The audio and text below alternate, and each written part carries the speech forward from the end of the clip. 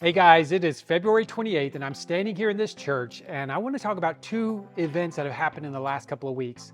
One with an Iranian sister in Christ and the other one with 70 Christians in the Congo. And so the reason I'm bringing this up because I think we need to be advocating for people like this, and we need to be making people aware of what's going on.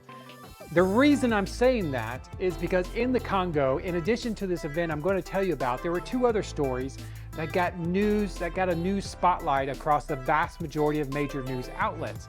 Okay, one was a group of people who had committed armed robbery.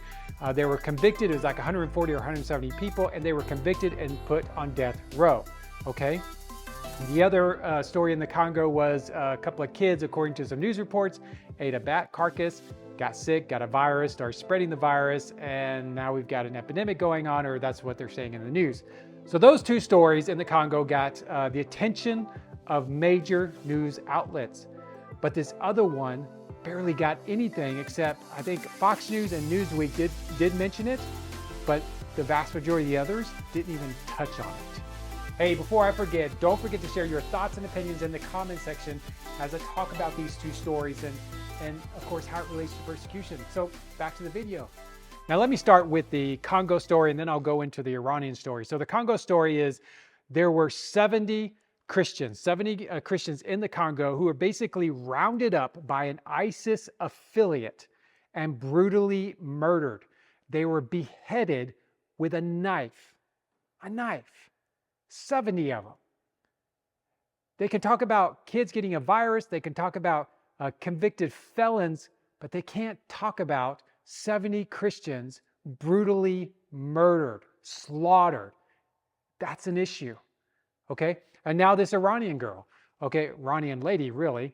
So she was a Muslim, she became a Christian, her life became in danger and she had to flee Iran. It makes sense, okay?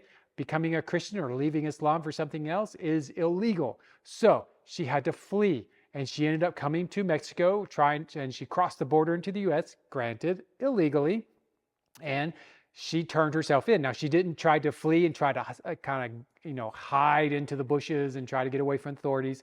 She intentionally went up to the authorities, the border authorities, and turned herself in and filed for asylum. However, due to, as you can see in the news, due to circumstances recently, not a lot of that's being allowed right now. So she was deported to Panama and being held in Panama. It got my attention because when she was in Panama, she was basically held captive in this hotel. And I'm actually going to be at that hotel in a few months for a Christian conference. But anyway, she was held there. Now they've moved her and a bunch of other people who were deported to another part of Panama. So I bring these two stories up because both groups, the 70 in the Congo, this Iranian lady, are persecuted Christians, okay? They are not alone, okay? When Jesus said, if they persecute me, they're going to persecute you also. Jesus is saying, almost guaranteeing that if you are a disciple of Jesus and you're following Christ, you're going to be persecuted. Now, I get it. There's varying degrees of persecution from light to heavy. What these two have experienced, well, not two, because it's 71, I guess, have experienced in these two cases is extreme persecution. Okay, with the ISIS affiliate in the Congo slaughtering the 70, and with the Iranian lady fleeing for her life because she became a Christian in Iran. All right, welcome to a Change in Studio. Sorry, I had a little video mishap, so having to re-record this part of it. But now that you've heard these stories, let's get into why I'm even recording this video in the first place. I frequently come across people in the US, or let's just say on social media for that fact, but I do come across people in person and on social media who claim persecution. Now, don't get me wrong. There are instances in the US where Christians are persecuted. I'm not going to deny that, and I'm not denying that. However, I do believe there is a number of these so-called persecution cases, which is just people pulling out a persecution card in a situation that's not really persecution. In fact, I came across one of those on YouTube just a few weeks ago when I came across this video of this person who was out sharing the gospel. I'm not going to say where, I'm not going to say his name or anything, but he was out sharing the gospel, and this person's thumbnail said banned from X establishment for sharing the gospel, and in the description of the video it said kicked out of this establishment for sharing the gospel. So when I saw that, I immediately thought, oh, well, here's going to be an example of persecution in America. But in the end, what it really was anything but that, to be honest. This person was not persecuted. This person was not banned from the establishment. This person was not kicked out of the establishment. They were just told, if you're going to walk around with a camera filming people, talking about asking questions, in his case, sharing the gospel, then you had to get permission from the management, which he did not do. And then he walked away claiming foul that, oh, his, First Amendment rights were infringed on, and so on and so forth. Even in the comment sections, people were saying, you got to sue these people, you got to, oh, how terrible. And in reality, nothing happened to him. And he actually admitted to that, but he did refer to his situation as light persecution. Anyways, it wasn't persecution, okay? And his video actually proved it, because the management team that was engaging with him were actually really nice people. They were actually very pleasant and not harsh with him. Now, granted, that is probably an extreme example of a persecution card, but it is an example, and people are crying foul. And I really just think that we need to have some realistic perspective on what persecution is. So that's why I share those stories, because those stories I shared at the beginning are actually real stories from the last few weeks, and these are not uncommon. In fact, even though I'm re-recording this segment of the video, this morning my church had something going on, and they were talking about some prayer requests, and the guy who was speaking mentioned something that was happening in India, and I went and looked it up. So there was this influencer, this Indian influencer, this Hindu Indian influencer, who actually, according to these reports, called for the killing, the murder, and the raping of women, of Christians, today, March 1st. Okay?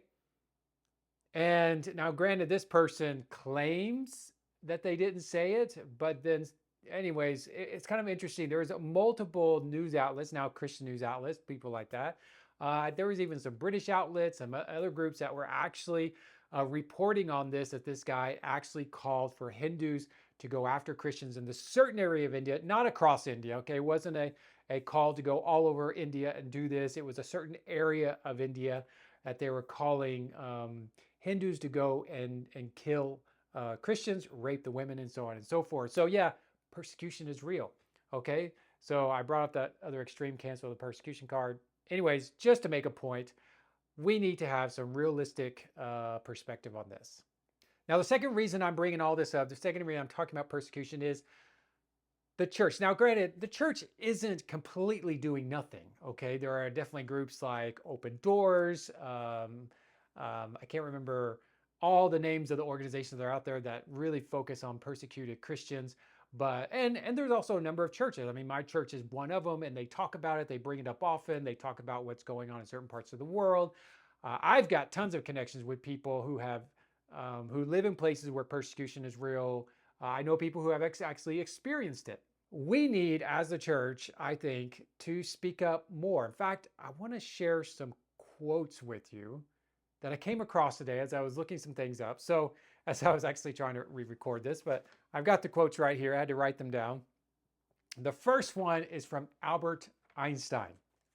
Okay, Albert Einstein said, "The world will not be destroyed by those who do evil, but by those who watch them without doing anything." I get it, okay? Persecution is going to happen. Jesus said, if they persecuted me, they're going to persecute you also. So if you follow Christ, if you're a disciple of Christ, then yes, we've got to expect persecution. We should not be surprised by it. However, those of us who are on this side of the Christian spectrum, where we live in places where persecution is really rare and not that common, and definitely when, obviously there are cases when people are claiming it here in the United States, Christians, which is truly not legitimate. We need to speak out, okay? We need to say something. Now, this is talking about doing something, but in our case, doing something maybe it's just speaking out, using social media, calling people to pray. So speaking out, going on video like I am here, going on social media, writing things, blogs, Substack, all these things. There are ways to communicate. You don't have to be a famous news anchor. You don't have to be an influencer. You can just be someone who's using the tools you have available to you to speak out. You can also pray. You know, prayer is powerful. And in fact, speaking out is necessary, but prayer is like the most important part of the whole process because it adds fuel to the fire. It adds fuel. Prayer just has this thing of just moving things along. You know, it is like fuel for a car. Okay, you can have all the components of a car, but it's not going to go without fuel. But at the same time, you could have fuel and no components of a car, and all you got is fuel, then you're obviously not going to move either. So you've got to have both. So doing and praying simultaneously. In this case, speaking out and praying simultaneously. Another quote, Teddy Roosevelt, President Roosevelt said this: do what you can with what you have, where you are. Just like I said, you don't have to be an influencer. You don't have to be someone famous. You don't have to have a big following. You just, even if you have a few people who follow you, do what you can with what you have, where you are. When we do these things, when we speak out, even as little as something as this, because I get it, this video right here is not going to change international politics. It is not going to change what the Indian government does or doesn't allow within India to be done against Christians, because there is persecution against Christians in India, and the same in Muslim countries. Okay, there are countries where it's completely illegal to share the gospel for Muslims to become Christians. This video is not going to change any of that. But at the very least, I do believe this video is going to help Christians in these situations to feel encouraged, okay? I've heard it from Christians in those situations. When we step up, when we do our part, when we pray, when we speak out and they see it, even if we don't know them and they don't know us, they don't feel like they're alone anymore. They feel like they're in this spiritual fight with other people. Now, thank you for watching today. And just like I said near the beginning of the video, please post your comments, okay? Please share how you are serving the persecuted church, how your church is doing it, how you're helping your church do it. Anything related to that. You can even share your opinions on the 70 in the Congo and the Iranian lady and just those situations. Or if you've experienced persecution and you want people to pray for you, put that in there also.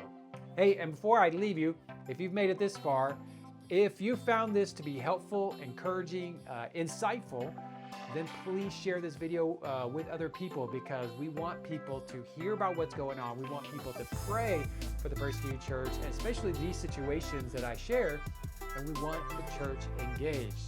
So anyway, subscribe to this channel, like the video if it helped you, and I'll see you next time.